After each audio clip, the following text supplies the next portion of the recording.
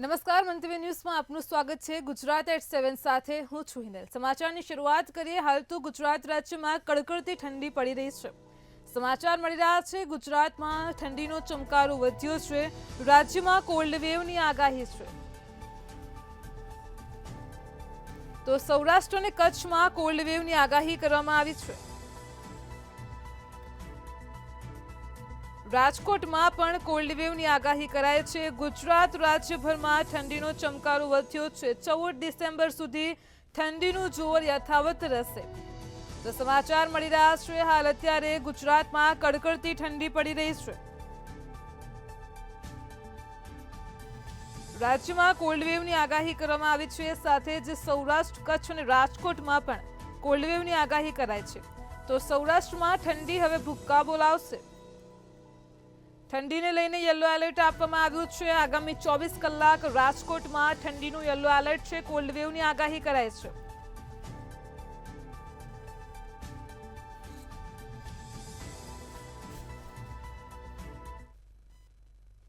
ગૃહ રાજ્યમંત્રી હર્ષ સંઘવીએ મોટો આરોપ લગાવ્યો છે। સમાચાર મળી રહ્યા છે હાલ અત્યારે જે વિગતો પ્રાપ્ત થઈ રહી છે। ગૃહ રાજ્ય પ્રધાન હર્ષ સંઘવીનો મોટો આરોપ સામે આવી રહ્યો છે।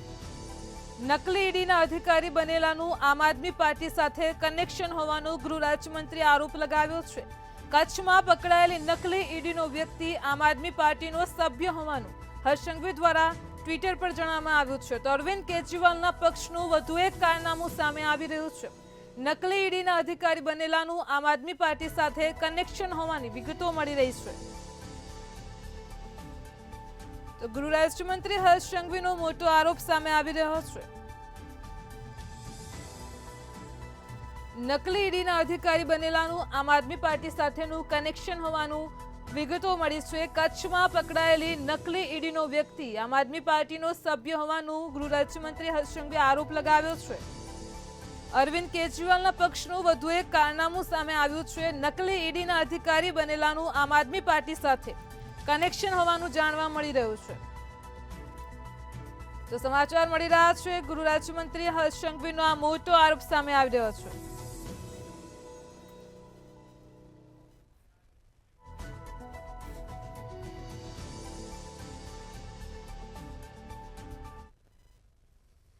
સરકારી કે ખાનગી સંસ્થાઓમાં પગાર મુદ્દે હાઈકોર્ટનું અવલોકન સામે આવી રહ્યું છે। તો સમાચાર મળી રહ્યા છે સરકારી કે ખાનગી સંસ્થાઓમાં પગાર મુદ્દે હાઈકોર્ટે અવલોકન કર્યું છે। બેઝિક પગારમાં વધારા સિવાય અપાતું એલાઉન્સ તે શોષણ હોવાનું હાઈકોર્ટે જણાવ્યું છે। પગાર વધારવાનો દેખાવ કરવો તે કર્મચારીનું શોષણ સમાન છે। વિવિધ મથાળાઓ હેઠળ અપાતા નાણાં વિવાદનો આ વિષય સામે આવ્યો છે। House rent allowance, special allowance જેવા વગેરે મુદ્દાઓ સામે આવી રહ્યા છે। તો તડજોડના સમાધાનથી કર્મચારીને હકથી વંચિત ન રાખી શકાય। કેસની વધુ સુનાવણી આગામી અઠવાડિયે થશે। તો પગાર વધારવાનો દેખાવ કરવો તે કર્મચારીનું શોષણ સમાન છે। વિવિધ મથાળાઓ હેઠળ અપાતા નાણાં વિવાદનો આ વિષય સામે આવ્યો છે। House rent allowance, special allowance જેવા વિવિધ મુદ્દાઓ તેની સાથે સંકળાયેલા છે। તો સમાચાર મળી રહ્યા છે સરકારી કે ખાનગી સંસ્થાઓમાં પગાર મુદ્દે હાઈકોર્ટે અવલોકન કર્યું છે।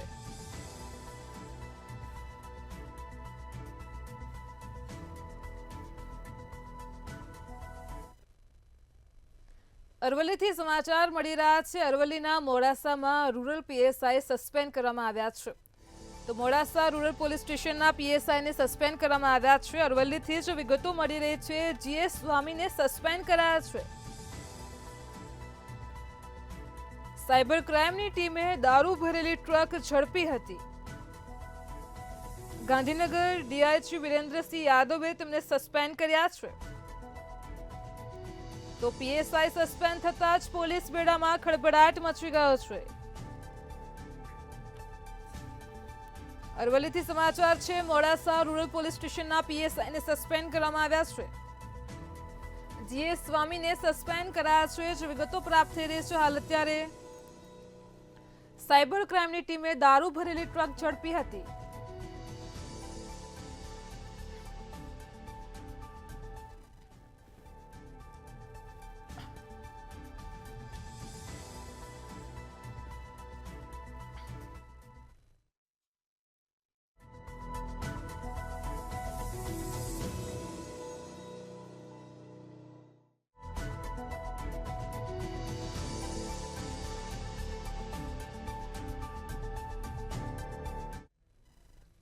બનાસકાંઠાના પાલનપુરથી સમાચાર મળી રહ્યા છે, જે વિગતો પ્રાપ્ત થઈ રહી છે હાલ અત્યારે પાલનપુરથી. તો પાલનપુરમાં મહિલા સાથે દાગીનામાં ઠગાઈની ઘટના પ્રકાશમાં આવી છે. બે શખ્સો મંદિરે ગયેલી મહિલાના દાગીના સેરવીને રફુચક્કર થયા હતા. મંદિરે ગયેલી શારદા માળી સાથે આ ઘટના બની છે. બનાસકાંઠાના પાલનપુરથી ચોરીની ઘટના પ્રકાશમાં આવી છે. પાલનપુરમાં મહિલા સાથે દાગીનામાં ઠગાઈ કરવામાં આવી હતી. મહિલા મંદિરે ગઈ હતી અને તે દરમિયાન ઘટના બની હતી. બે શખ્સો મંદિરે ગયેલી મહિલાના દાગીના સેરવીને રફુચક્કર થયા હતા. મંદિરે ગયેલી શારદા માળી સાથે આ ઘટના બની છે. તો બનાસકાંઠાના પાલનપુરથી ઠગાઈનો મામલો પ્રકાશમાં આવ્યો છે. બે શખ્સો મહિલાના દાગીના ઉતારી ગયા હતા. સમગ્ર ઘટના સીસીટીવી કેમેરામાં કેદ થઈ છે. પોલીસે સમગ્ર મામલે વધુ તપાસ હાથ ધરી છે. બનાસકાંઠાના પાલનપુરમાં મહિલા સાથે દાગીનામાં ઠગાઈની ઘટના પ્રકાશમાં આવી છે. સમગ્ર ઘટનાના સીસીટીવી પણ મળી આવ્યા છે. પોલીસે વધુ તપાસ હાથ ધરી છે.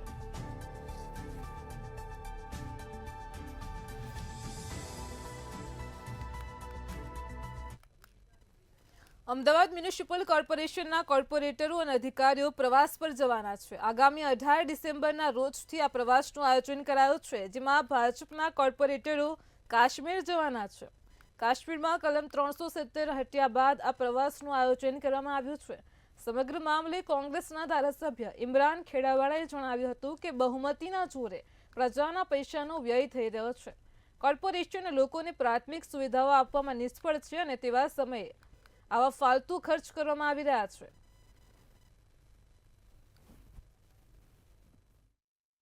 રહેણી કરણી માટે પ્રવાસ ગોઠવવામાં, દેશમાં અલગ અલગ પ્રવાસ ગોઠવવામાં આવતા હોય છે. આ વખતે અમદાવાદ મહાનગરપાલિકા દ્વારા આપણે વાત કરીએ કે મોટાભાગના 192 કોર્પોરેટરો અને અધિકારીઓ સાથે લગભગ 225 જેટલા લોકો આ વખતે મોટે ભાગે શ્રીનગર જવાનું નક્કી કરવામાં આવ્યું છે. 5 દિવસ અને 6 નાઇટનો આ પ્રવાસ રહેશે. જે રીતે આપણે વાત કરીએ કે અખંડ ભારતનું નિર્માણ થયું. અમદાવાદ મ્યુનિસિપલ કોર્પોરેશનના એસ્ટેટ વિભાગ દ્વારા આસ્ટોડિયા વિસ્તારમાં કામગીરી હાથ ધરાઈ હતી.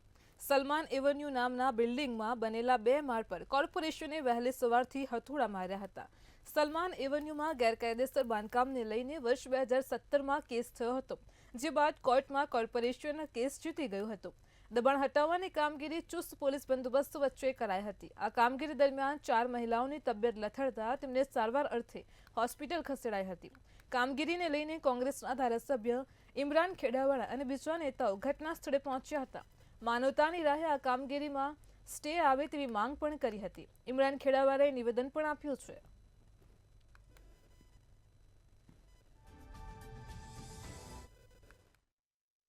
જમાલપુરની ખાડિયા બન્યા પછી બીજી વખત ઇલેક્શન લડ્યા ત્યારે પણ ઇલેક્શન હારી ગયા. હવે ભારતીય જનતા પાર્ટીના ધારાસભ્ય ભૂષણભાઈને જો ખબર નથી કે એમના પાસે અત્યારે કોઈ કામગીરી નથી, એટલે જે પણ કદાચ કોઈ મારું સ્ટેટમેન્ટ હોય તો એમની બંધ દુકાન છે એને ચાલુ કરવા માટેનો એક મોકો મળી જાય છે. અત્યારે ભારતીય જનતા પાર્ટીના ધારાસભ્ય ભૂષણભાઈ ભટ્ટ હું સમજુ છું કે બંધ મિલ કામદાર છે, કામગીરી છે નહીં, એટલે પ્રવક્તા તરીકે એમને મૂક્યા છે, પરંતુ સબ્જેક્ટ શું છે એમને વધારે કંઈ ખબર હોતી નથી. અમદાવાદ શહેરના આસ્ટોડિયા વિસ્તારમાં આવેલા સલમાન એવન્યુ ઉપર કોર્પોરેશન દ્વારા હથોડા ઝીકવામાં આવ્યા. ત્યારે આક્ષેપ એવા પણ થયા છે કે ધારાસભ્ય તેમજ જે અમુક કોર્પોરેટર છે તેના દ્વારા વિરોધ કરવામાં આવ્યો છે, પરંતુ શું આ વાત સાચી છે કેમ? ઇમરાનભાઈ, તમે વિરોધ કરવા માટે બેઠા છો? ગેરકાયદેસર બાંધકામ જે 2 માળનું છે, તમારો વિરોધ છે કે તમે આની કંઈ ફેવર કરો છો? કોર્ટને કેવી રીતે જોવો છો? હું સ્પષ્ટ પહેલે તો કરી દઉં કે જો આ સલમાન એવેન્યુ છે, સલમાન એવેન્યુના અંદર જે પ્રમાણે બાંધકામ થયેલું છે એને જે 4 માળ કાયદેસર છે, રજા ચિઠ્ઠી મળેલી છે, બીઓ પરમિશન મળેલી છે, પરંતુ એને ઉપરના જે 2 માળ છે એ 2 માળના અંદર એવું છે કે ભાઈ એ લોકોએ જે પરવાનગી લાવવાની હતી એની દિલ્હીથી, બરાબર, તો એ પરવાનગી એ ખોટી લઈને નકલી લઈને આવી ગયા છે, જેના કારણે કોર્પોરેશને આ કેસ કર્યો છે. અને કોર્પોરેશનના અંદર કોર્પોરેશનના અધિકારીઓ અત્યારે ઓલરેડી કોર્ટના અંદર બેઠા છે અને એનું હિયરિંગ ચાલી રહ્યું છે.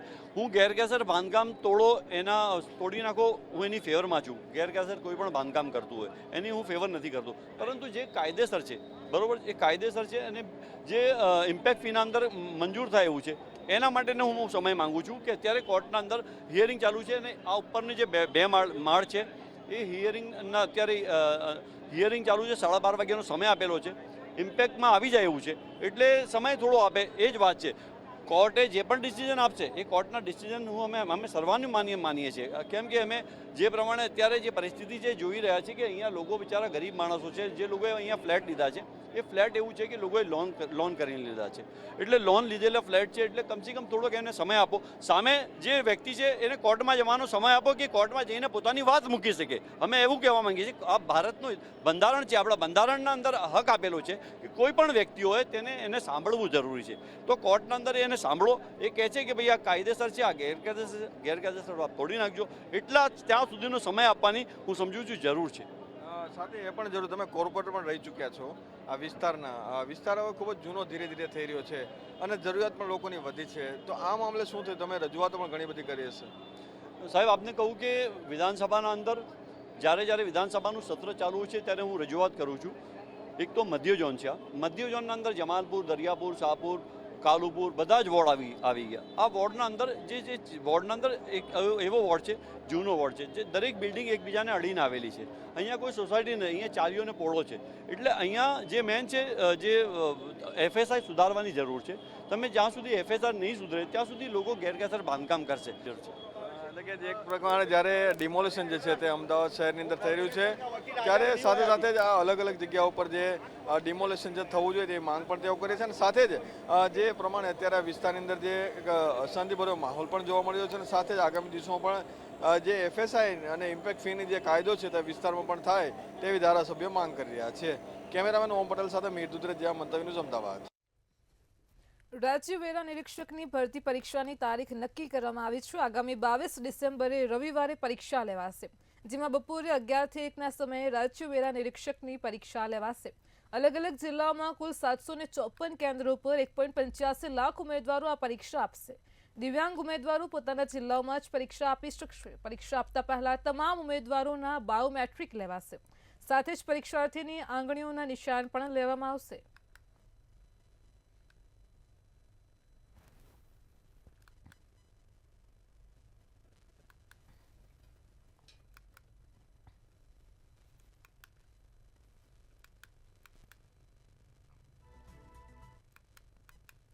પાટણ નજીક હાજીપુર ગામે આવેલા શ્રી ગોડાઉનમાંથી ગોડાઉન નંબર 70માં લાલચંદન લાકડાનો જથ્થો હાથ લાગ્યો હતો.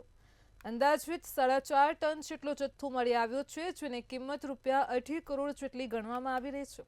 આંધ્રપ્રદેશના લાલચંદન લાકડાનો જથ્થો હોવાની બાતમીના આધારે આંધ્રપ્રદેશની તિરુપતિ પોલીસ તેમજ પાટણ અને બાલેશ્વરના પોલીસને સાથે રાખી તપાસ હાથ ધરાઈ હતી. પોલીસ દ્વારા તપાસમાં 3 જેટલા આરોપીઓની પૂછપરછ કરાઈ છે. We informed to the local police, and with the help of the local police, we detained all the 3 persons who involved in this red sanders. After detention, we interrogated them. After interrogation, they revealed that the red sander logs were kept in this dockyard. So we came here and verified there are near 155 red sander logs are there. They are around 4.5 tons of weight, and it costs nearly 2 crores of property. ભરૂચની સુકૃતિ dental હોસ્પિટલમાં 40 વર્ષીય મહિલાનું તબીબની બેદરકારીના કારણે મોત નીપજ્યા હોવાનો પરિવારજનો આક્ષેપ કર્યો છે. પરિવારજનો દ્વારા આ અંગે એ ડિવિઝન પોલીસ મથકે અરજી આપવામાં આવી છે. પોલીસે આ મામલે પેનલ પોસ્ટમોર્ટમનો સહારો લઈને વધુ તપાસ હાથ ધરી છે.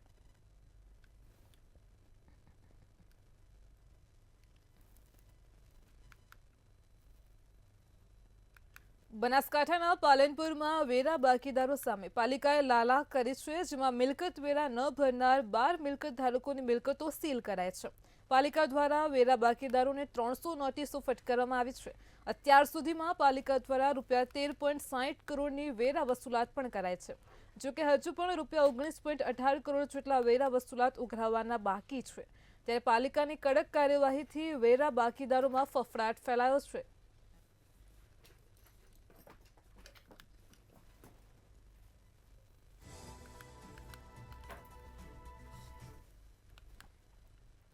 સાબરકાંઠાના ઈડરમાં છેલ્લા કેટલાક સમયથી ટ્રાફિકની સમસ્યા સામે આવી રહી છે. આ ટ્રાફિકની સમસ્યાના કારણે અનેક લોકો પરેશાન થઈ રહ્યા છે.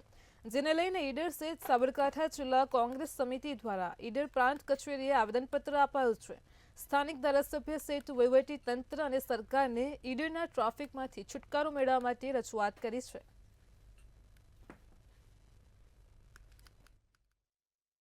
એટલે આ ટ્રાફિકની સમસ્યા એટલી સિદ્ધર્થ સમાન છે કે આજે પણ બાયપાસનો મુદ્દો અધરતાલ લટકી રહ્યો છે અને સાથે સાથે વધારે પાછી એવી પરિસ્થિતિ થઈ કે અત્યારે રેલવેનું કામ ચાલે છે, અંડરબ્રિજનું.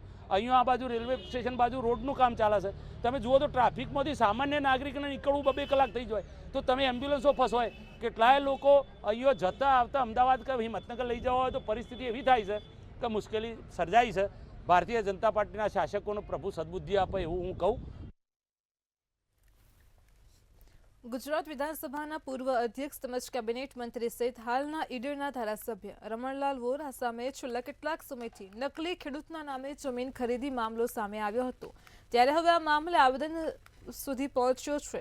ઈડર તાલુકા કોંગ્રેસના આગેવાનો, ટેકેદારો સહિતના લોકોએ ઈડર પ્રાંત કલેક્ટર કચેરીએ આવેદનપત્ર આપ્યું હતું. રમણલાલ વોરા મામલે ન્યાયિક તેમજ તટસ્થ તપાસની માંગ કરી છે.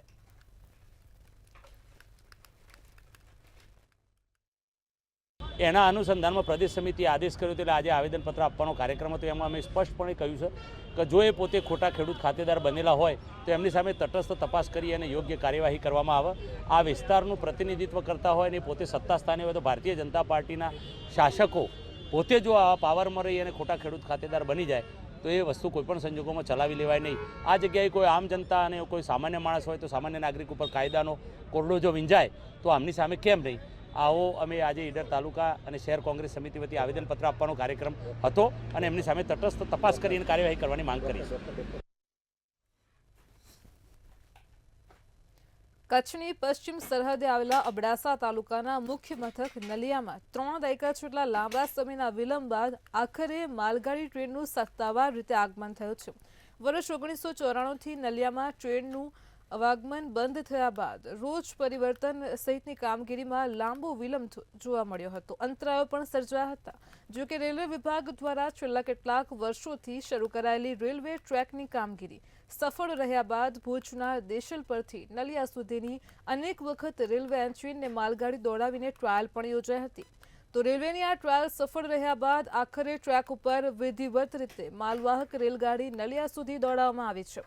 આખરે સૌપ્રથમ માલગાડી નલિયા પહોંચતા જ હવે લોકો માટે આગામી દિવસોમાં મુસાફર ટ્રેન શરૂ થવાની આશા પ્રબળ બની છે.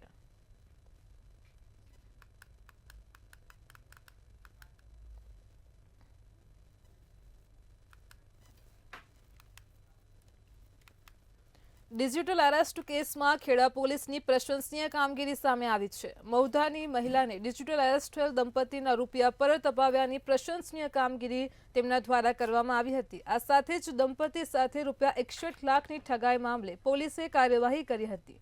ફરિયાદ મળતા જ પોલીસે બેંકમાં રૂપિયા 43 લાખ ફ્રીઝ કરાવી દીધા હતા. જ્યારે કોર્ટના આદેશ બાદ ફ્રીઝ કરેલ નાણાં વિરુદ્ધ દંપતીને પરત અપાવ્યા હતા. તો ડિજિટલ ફ્રોડથી બચવા જિલ્લા એસપી રાજેશ ગઢિયાએ લોકોને અપીલ કરી છે.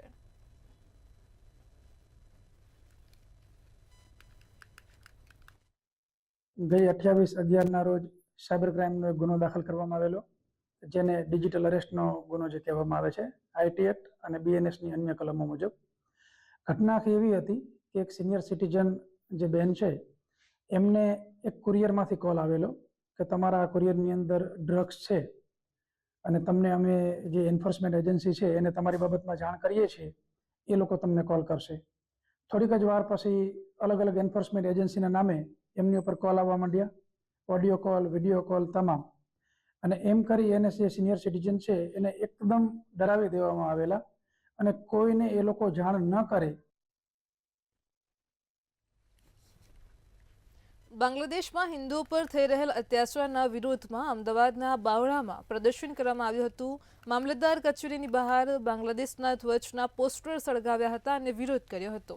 બાવળા શહેર ખાતે શ્રીરામ હિન્દુ વિકાસ ટ્રસ્ટ અને બાવળાના સમગ્ર હિન્દુ સંગઠનો દ્વારા રેલી પણ યોજાઈ હતી. રેલી કાઢીને નાયબ મામલતદારને આવેદનપત્ર પણ આપ્યું હતું. ભારત સરકાર ડિપ્લોમેટિક રીતે અથવા સૈન્ય કાર્યવાહી કરી તુરંત જ આ હુમલાઓને રોકવામાં આવે એ સિવાય પણ જો સન 1971ની અંદર આપણે પૂર્વ પાકિસ્તાનને પર જે મુસ્લિમો ઉપર અત્યાચારો થઈ રહ્યા હતા ત્યારે આપણે ભારત સરકારે હસ્તક્ષેપ કરી સૈન્ય કાર્યવાહી કરી. જો બાંગ્લાદેશને અલગ અસ્તિત્વ આપવામાં આવ્યું હોય તો હાલની પરિસ્થિતિમાં ભારત સરકાર કેમ સૈન્ય કાર્યવાહી કરીને આપણા હિન્દુ ભાઈ બહેનોને એક અલગ રાષ્ટ્ર તરીકે નિર્માણ ના કરવામાં આવે? ગુજરાત કિસાન કોંગ્રેસ ચેરમેન પાલ આંબલિયાએ મુખ્યમંત્રીને પત્ર લખ્યો છે, જેમાં ટોલટેક્સમાંથી થતી કમાણીમાં ખેડૂતોને હિસ્સો આપવાની માંગ કરી છે. રોડ બનાવવા જે ખેડૂતોની જમીન સંપાદન થઈ હોય તે ખેડૂતોને હિસ્સો આપવા માટે માંગ કરી છે, અને જો સરકાર હિસ્સો ન આપે તો ખેડૂતોને માસિક ભાડું આપવું જોઈએ. જમીન આપનાર ખેડૂતનું ખેત જણસી ભરેલ વાહનોએ પણ ટોલટેક્સ ભરવો પડે છે, તો જમીન આપનાર ખેડૂત પરિવારના તમામ વાહનો તમામ ટોલટેક્સ મુક્ત હોવા જોઈએ. આ સાથે જ 2013ના જમીન સંપાદન કાયદા મુજબ માર્કેટ ભાવનું 4 ગણું વળતર પણ આપવામાં આવી શકે છે. તો વિવિધ માંગોને લઈને મુખ્યમંત્રીને પત્ર લખાયો છે.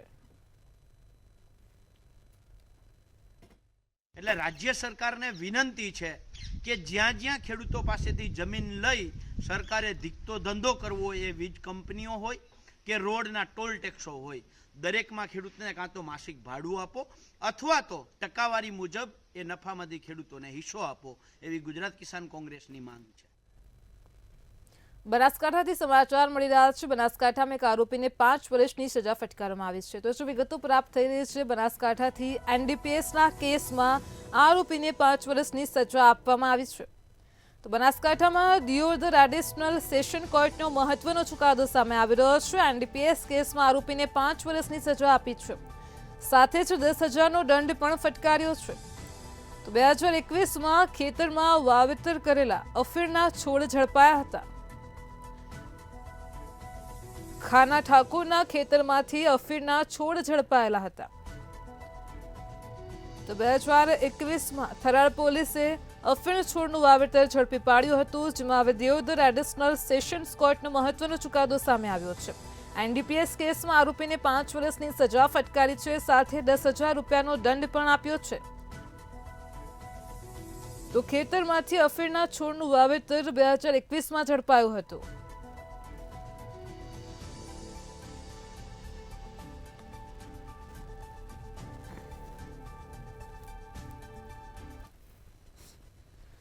મહેસાણાથી સમાચાર મળી રહ્યા છે. જે વિગતો પ્રાપ્ત થઈ રહી છે, 9,000 જેટલી દારૂની બોટલો સાથે 9 આરોપી ઝડપાયા છે. તો સમાચાર સામે આવી રહ્યા છે. મહેસાણાથી કડીની જીઆઈડીસીમાંથી પોલીસે દારૂ ઝડપી પાડ્યો છે. અંદાજિત 9,000 જેટલી બોટલો જપ્ત કરી છે. ગાંધીનગર રેન્જ સાયબર ક્રાઇમ પોલીસે આ કાર્યવાહી કરી છે. સાથે જ 9 આરોપીઓની પણ અટકાયત કરી છે. 31 પહેલા જ દારૂનો મોટો જથ્થો પકડાયો છે મહેસાણાના કડી જીઆઈડીસીમાંથી. દારૂનું કટિંગ કરતા જ 9 શખ્સો રંગે હાથ ઝડપાયા છે.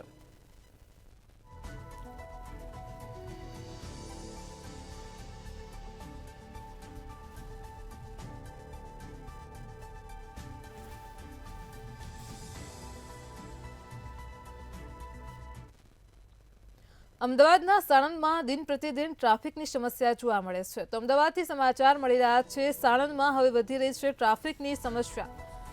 રોજબરોજ ટ્રાફિકની સમસ્યાથી લોકો પણ હેરાન પરેશાન થઈ રહ્યા છે. આશરે 2 કિલોમીટર સુધી ટ્રાફિક જામ જોવા મળે છે.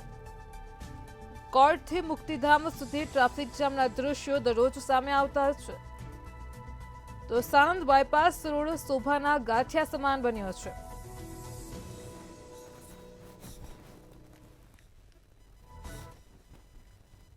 અમદાવાદમાં સિંધુ ભવન રોડ પર કરવામાં આવેલું ડેકોરેશનને કારણે વાહન ચાલકોને જીવનું જોખમ ઊભું થયું છે. અમદાવાદ શોપિંગ ફેસ્ટિવલને સિંધુ ભવન રોડ પર બંને બાજુ છત્રી લગાવી તેની ઉપર લાઇટિંગ કરવામાં આવી છે, પરંતુ સામાન્ય પવન ફૂંકાતા છત્રી રોડ પર પડી જાય છે, જેથી સિંધુ ભવન રોડ પરથી પસાર થતા હજારો વાહન ચાલકો માટે મુશ્કેલી છે. તો એએમસી દ્વારા ડેકોરેશન બાદ તેની સારસંભાળ માટે કોઈ તકેદારી ન રાખવામાં આવતા લોકોને હાલાકી ભોગવવાનો વારો આવ્યો છે. સાથે જ આ ડેકોરેશનથી કોઈ અકસ્માત સર્જાય તો તેની જવાબદારી કોની, તેવા અનેક પ્રશ્નો પણ ઊભા થાય છે. ત્યારે એએમસી દ્વારા આ સમસ્યા અંગે તાત્કાલિક પગલાં લેવામાં આવે તેવી લોક માંગ ઉઠી છે.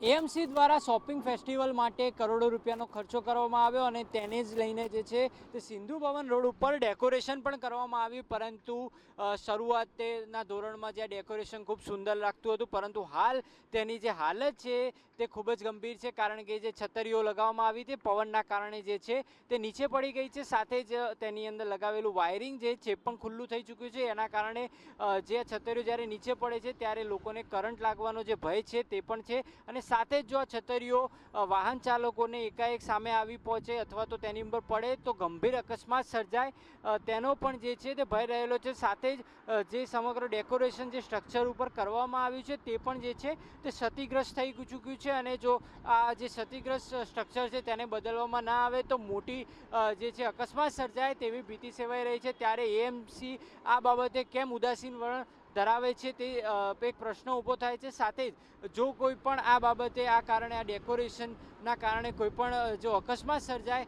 તો ત્યારબાદ તેની જવાબદારી કોણ લેશે તે પણ એક પ્રશ્ન ઊભો રહ્યો છે. પરંતુ હાલ એએમસીના જે અધિકારીઓ અથવા તો એએમસીનું જે વલણ જે છે ઉદાસીન છે, અને જે ડેકોરેશન છે તેની તકેદારી કોઈ પણ લેવામાં નથી આવી તે નજરે પડી રહ્યું છે. કેમેરામેન બિપિન અમીન સાથે મિત રાઠોડ, મંતવ્ય ન્યૂઝ, અમદાવાદ. ગુજરાત એટ 7માં હાલ એટલું જ. પડે પરની અપડેટ મેળવો માત્ર મંતવ્ય ન્યૂઝ પર. નમસ્કાર.